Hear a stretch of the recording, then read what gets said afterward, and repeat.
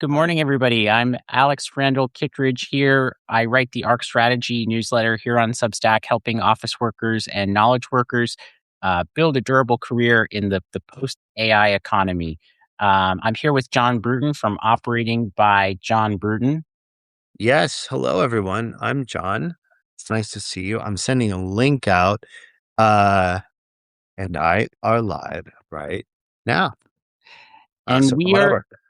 we're here to Uh, talk to you this morning. This is part of a series that John and I have been doing on the death of the corporate career. And today our loose title is Why the Fractional Executive is the New Safety Net for Corporate Refugees. And I mhm, think just to open the framing for folks a little bit, mhm, I always like to talk about my grandfather who had a career. He worked for one company for 30 years. He retired with a gold watch and a pension. And I think even saying that out loud nowadays is pretty preposterous. It's almost incredulous. No one would believe you especially if you told someone who is Gen Z that used to be the case. They'd be like, "What are you mhm, talking about?" And these days with what companies call managed attrition, not filling roles after someone leaves, or mhm. the mass layoffs that we've seen over the last few years, No, I think it's only accelerated with AI, the financialization in corporations and the aversion to adding headcount. You know, we've done a live stream previously on employment treated as a variable cost, and why that's led to the contractorization of the workforce. I think for John, you're an operator. You run a Substack about operating, and mhm. you've been a fractional executive for quite some time now. What did that look like at the beginning when you were just starting out? Um, well, yeah, I think I think fractional is very interesting. I think I think there's a path. So I think you, let's say you're working for a company, and then if you're the CEO of the company, you're CFO of the company, COO, and then that company gets sold, and the new buyer, say, I don't want to work for that buyer. Or the buyer says, hey, I already got someone to do this over here. We don't need you.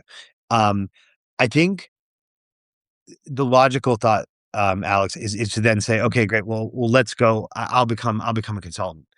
Um, but I think there's something valuable in choosing to go fractional, and I look at the fractional versus consulting thing as two different pieces. Where I think there are a lot of, especially small businesses and family businesses, Hmm. where they need eh, they don't need to pay for a full-time CPA to be their CFO.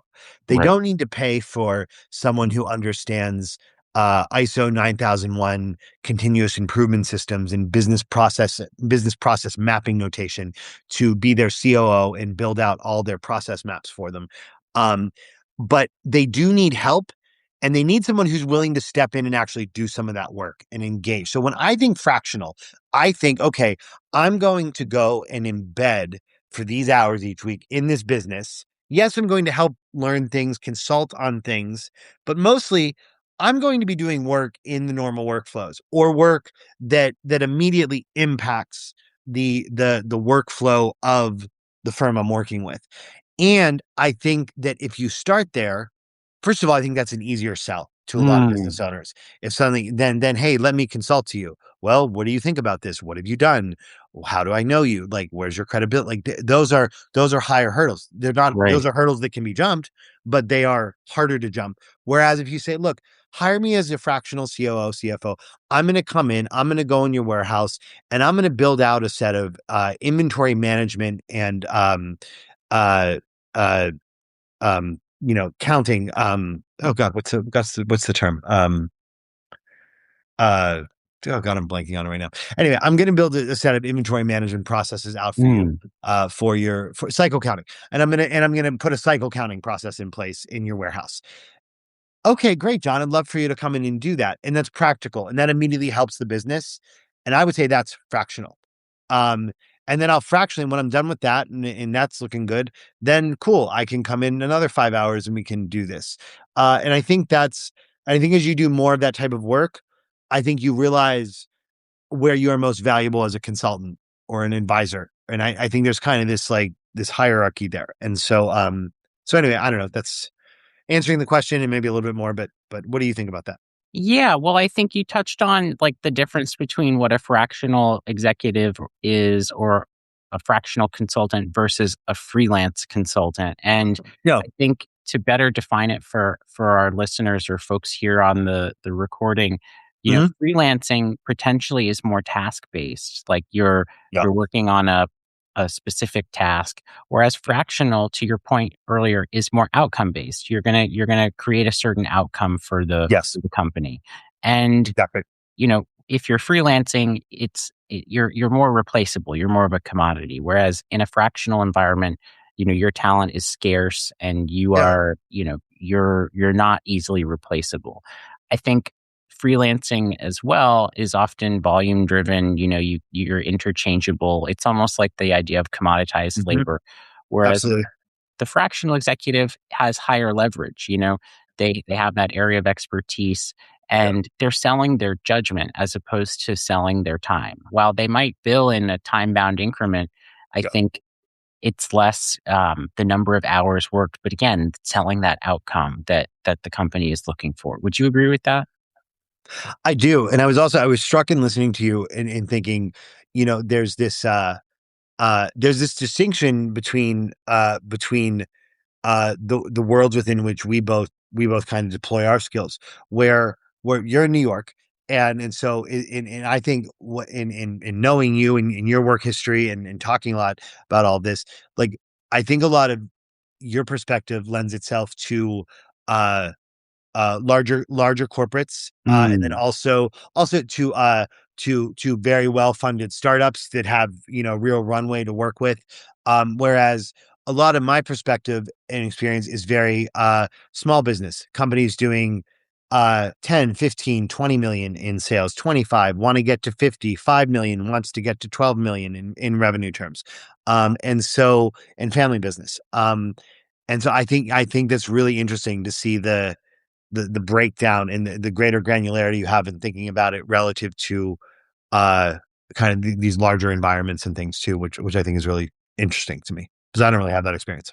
Well, I think too, and I've observed this from a fractional, there are all these fractional consulting organizations that have popped Sure. up. And I think a Oh lot yeah. of them, Lot. a lot of them started in the CFO space. So for a Sure. startup or for a smaller company, you wanted to have a CFO, but you Hmm. definitely couldn't afford them full time. So you would Yeah. hire them on a fractional basis. Yes. It's interesting. Over the last maybe 2 to 5 years, you've seen a lot more of these fractional CFO practices expand and add a CMO or Yep. someone who can do human resources or, Yes. a fractional COO. Yes. And, it's almost like it started with finance and, the finance because that's such a big part of the balance sheet. You can't hire a full-time CFO. That would be very expensive for these smaller organizations. And it's branched out into this menu of other functional areas. Yeah, and I would also say too, I think small business, startup too. Um, I I think a CFO would get like a high quality CFO would be so bored in a smaller organization because there's just not enough work Mm. to do. I think that's also part of it. It's like it's like I did some fractional work years ago on some operational things and have consulted operationally on a lot of companies. And what I typically find is like um it's like solving the same problems over and over again. And it is uh that it wouldn't even be worth it for a company of a certain size to hire this. I hope this doesn't sound like egotistical, but like to hire someone with my set of experiences full time into the organization because it would be boring work on my end, but it would also like it just wouldn't make good use of their money because they wouldn't take full use of like the total scope of maybe what I could do. And I think that's also part of it is yet there are moments in a month, in a quarter, in a year where that small business does need very high grade CFO advice. on cash flow management strategy, on supplier management strategy, on how to negotiate better payment terms with their clients and their suppliers, on where when and like that, the greater level of experience might really help them. And Yeah, so I think the other thing I think is that this shift is moving way down the value chain within Mm. organizations. I think it's moving into it's moved into HR, it's moving into marketing. I think it's going to move into I think you're going to see more financial roles. I think you're going to see receivables, payables, uh, inventory management, like all kinds of different roles. I think will become fractional. Um, over time moving forward. Well, I think you hit the nail on the head because I have that. I am a chief of staff or COO, Yep. depending on the size of the organization. And I've had a Absolutely. number of clients that were smaller companies, maybe seed stage or pre-seed. Yep. And, I did a lot of really targeted great work for them. And Yeah. they needed that level of expertise from time to time. But at the end of the engagement, a few of them wanted me to come on board full time. And I had Yep. to tell them, I don't think there's enough work for me to do here. I don't think there's enough of a job yet. Maybe when you get to Yep. series A or B or C, we can have that conversation again. But right now, there's not enough work for me to do anything other than a fractional engagement. There aren't, if we still define work as 40 hours a week, maybe we do, maybe we don't. I don't know. Yeah. There aren't 40 hours for me to do because it's too small of an organization. And I think that's Mhm. where these smaller organizations can benefit from the skills and expertise of these larger scale operators on a Mhm. micro level. Yes. Yeah, I agree with that. And I also think increasingly there's a lot of conversation about generalists, and I think that kind of goes in a couple different directions. But one of the things is, I think if you want full time work within a startup or a smaller to mid sized company, I think accepting that is going to mean you're going to have to become a multi specialist. Not just a generalist in different areas. I think you're going to have to become specialized in multiple areas. Maybe we call that a generalist, but I think it's actually no, basically you're going to have to do more, and you're going to have to develop multiple expertise, and you're going to have to work a lot of hours. Uh, I think that's a natural conclusion here.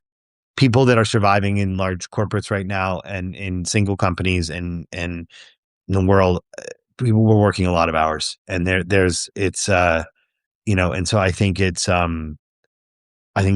part of it as well, is the and maybe that's a choice that you can make. If you're building here on Substack, you're building on LinkedIn, you're building in other places online, you're trying to get the word out about your consulting business or your fractional COO business or your whatever it is. um if you're deciding whether or not to make that jump, it's like, okay, do you want to stay hyper specialized in your space and Hmm. know everything about that space and really build a great offering around that? Or if you want to work for a company, a single company full time, I think you got to start thinking about, okay, tangentially, what are other skills I need to develop so that I can wear multiple hats?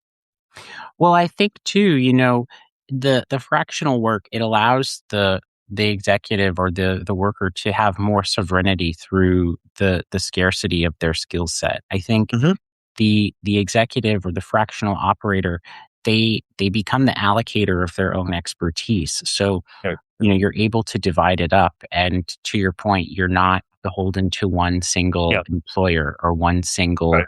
corporation. In a Right. way, if you are more hyper specialized, it's definitely beneficial to you because you're much more targeted in your offering. I think you raise a good point on the generalist, and I know we've had this Hmm. conversation Hmm. before. Yeah. Is the generalist the way of the future, or is the generalist the way of the past? I think there was an interesting piece I read by Ruben Dominguez on Hmm. how the nonlinear career is the path of the future, Sure. especially with AI. The AI fills in the gaps of that technical specificity that maybe you don't have because you're more of a T-shaped leader as opposed Mhm. to an M-shaped leader. Absolutely. Yes, I couldn't agree more. I think it's also I guess that the my only concern. I wrote an article about this a little while ago. Uh, I think it was called the general the the generalist problem, I think was the name of it. Um, and and I have an image of Michael Scott from The Office with his best boss in the world mug. This is my most my report.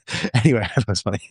But but anyway, I think there's this thing within general. The thing that worries me is that there's this thought, oh, generalist. I think there have been generalists a long time, people who have adapted and moved across different spheres of specialization, who have worn multiple hats.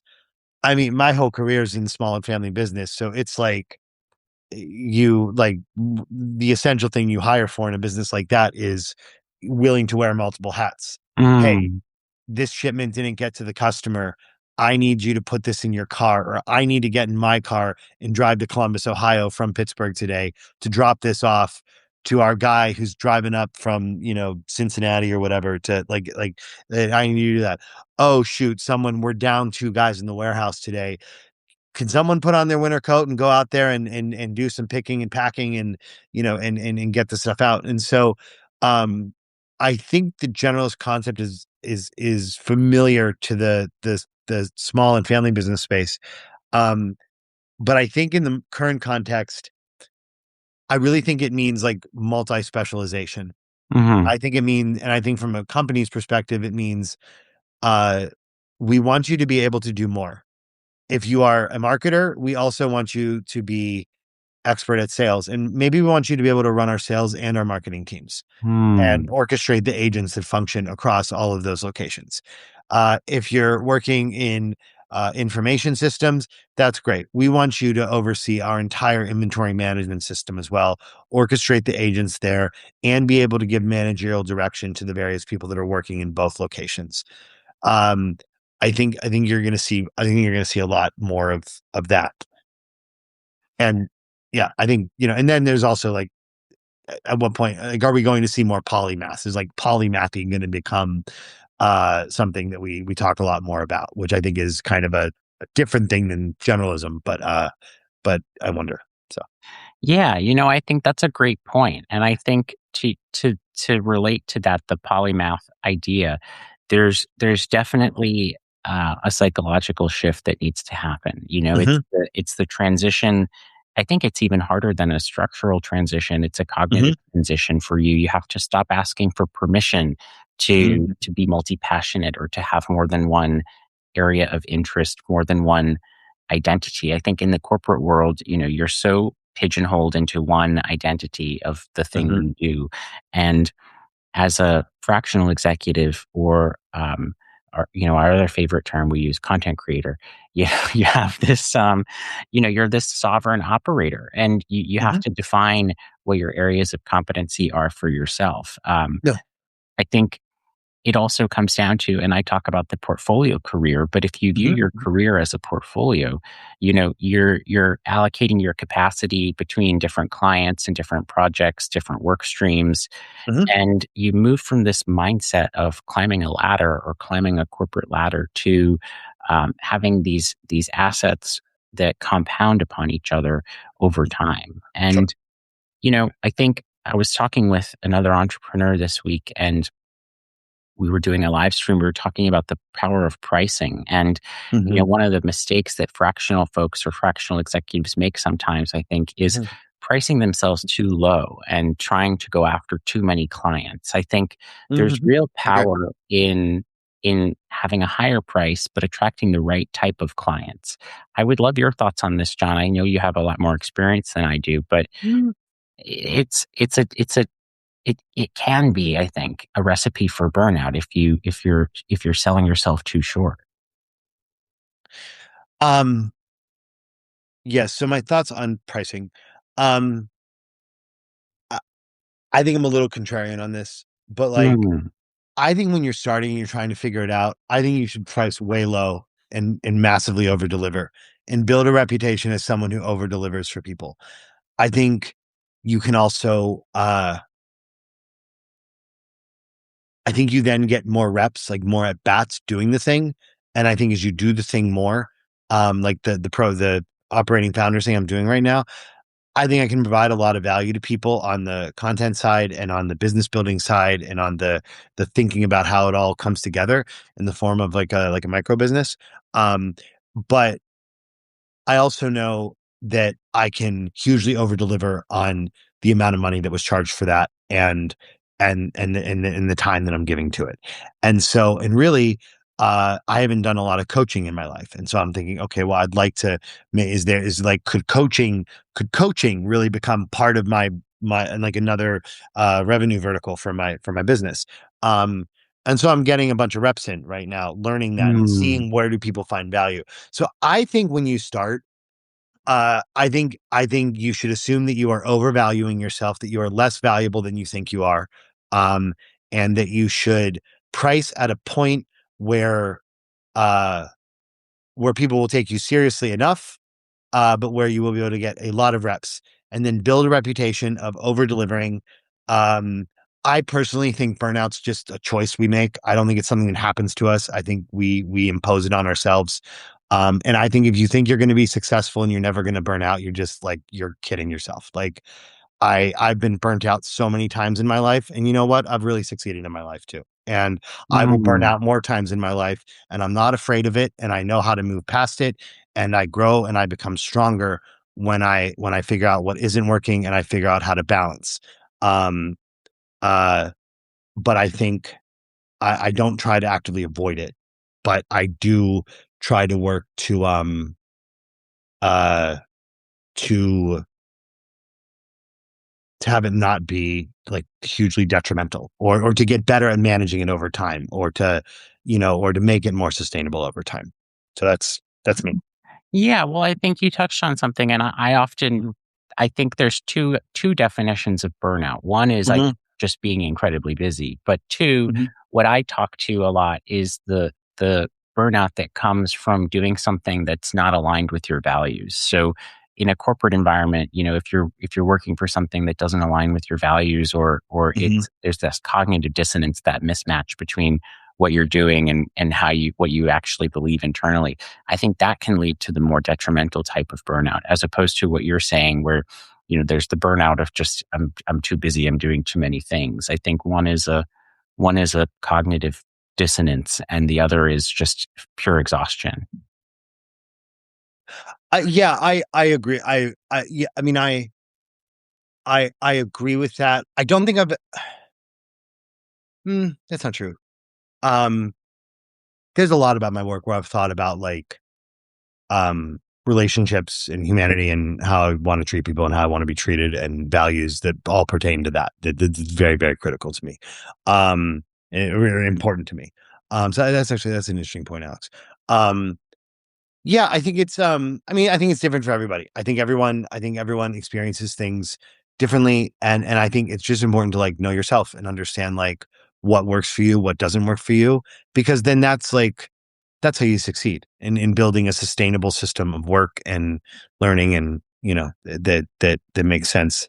Um, I just I don't know. Anything I think I've ever built successfully in my life has required just an exhaustive amount of work Yeah. and has just required, uh, probably not thinking too much about values. Like, I don't I mean, I know what my values are and I know how I want to treat people. I know I want to be treated. I think that's very important. Um, but I think there's also this very competitive side of things, where the reality is you're most likely going to lose, and so you need to work very hard to be learning and trying to get better to ultimately succeed in what it is you're trying to build. And anytime I've done that in the minor ways I don't have like Wall Street Journal headline worthy successes to talk about by any means, but I have some things that I'm proud of, and every time I've done that, it's just like tunnel vision work Hmm. and work and work and work until and learn and learn and learn.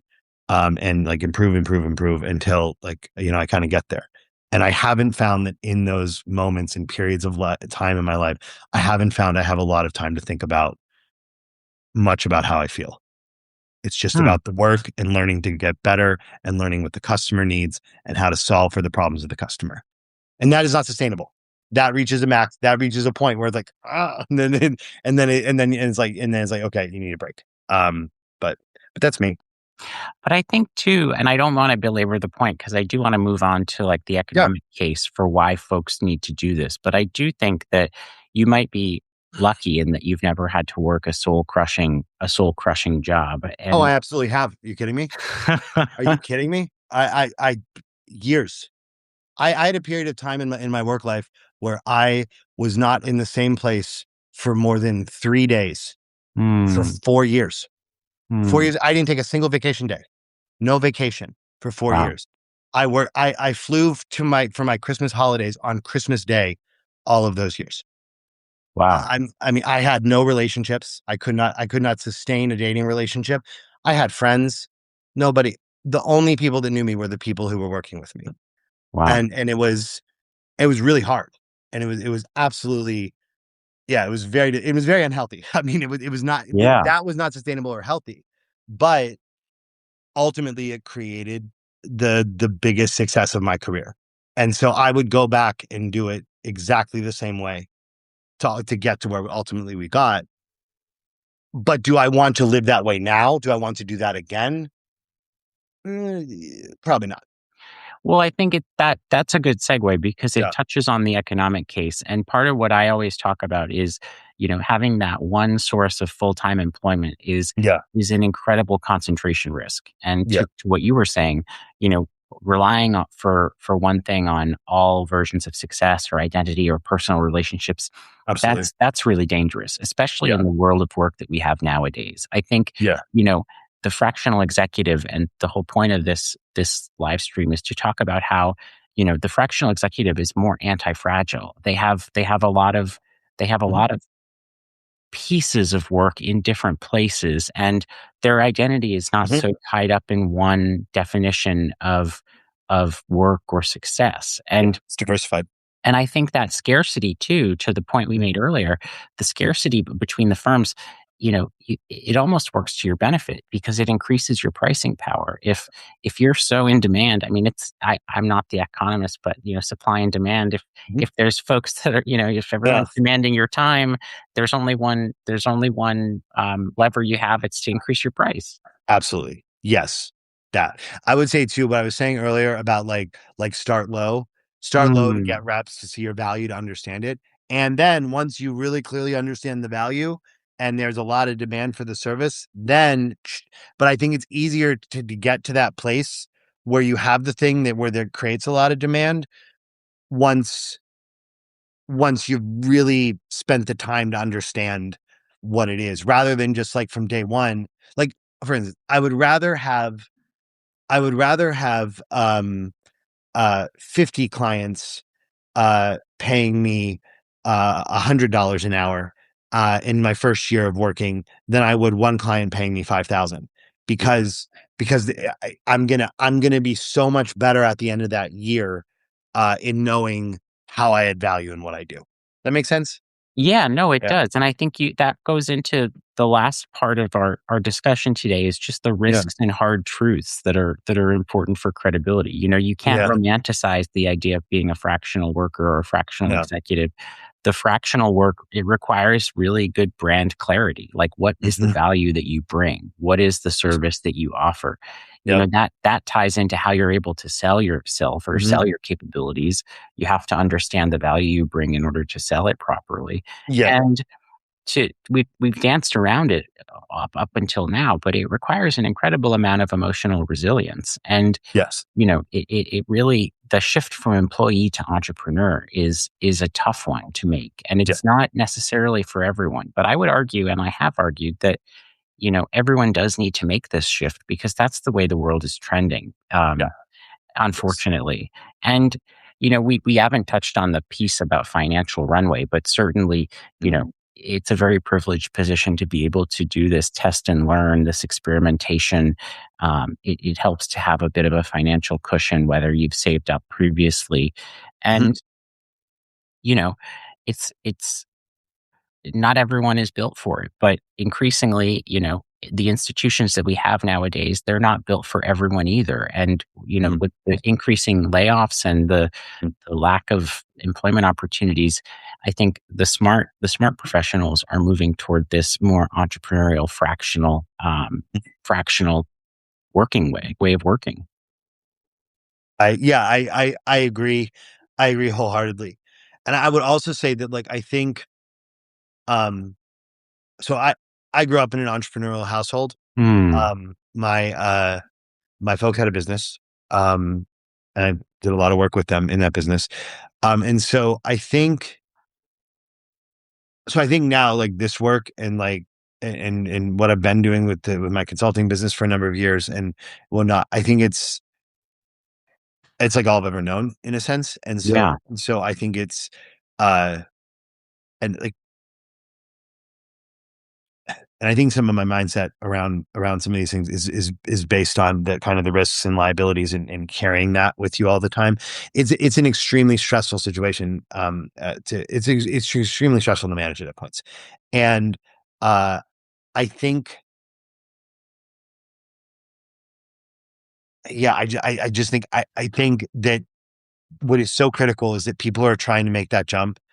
Have a lot of grace for yourself, take care of yourself, get as much sleep as you can, try to work out and have a good approach to your holistic health. And then expect to work an enormous number of hours. Hmm. Expect don't like anything that's like, oh, and then I have a life of freedom and I can travel and work from anywhere in the world and I can do all that. Yes, you can get there, but that takes time. That takes a lot of the folks who then kind of sell that dream, Yeah. like if you actually look at the timeline it took them to get there, it's like after the corporate, it then took 4, 5, 6 years of Yeah. really hard work to get there and a lot of uncertainty and a lot of anxiety to deal with along the way. So I think, yes, have a lot of grace for yourself, get into a learning mode, ask all the questions you can, meet as many people as you can who are doing it, learn as much as you can. Um, and just get ready to have to do a lot of work and early morning, night, weekends, all of it. Uh, uh, because I think that's just what's required if you're gonna make something out of nothing. Um, and then yeah, have a goal to get to a place down the road where there's a lot more freedom. But I think there's just some expectations that are important to set.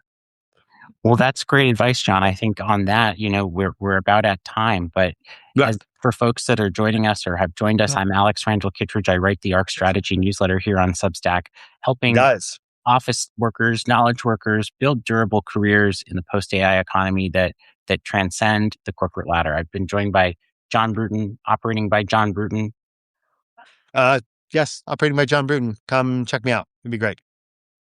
and we do this every week or so. So we'll be back next week or Yeah, the week after, yeah, and looking forward to helping folks define what the path forward looks like.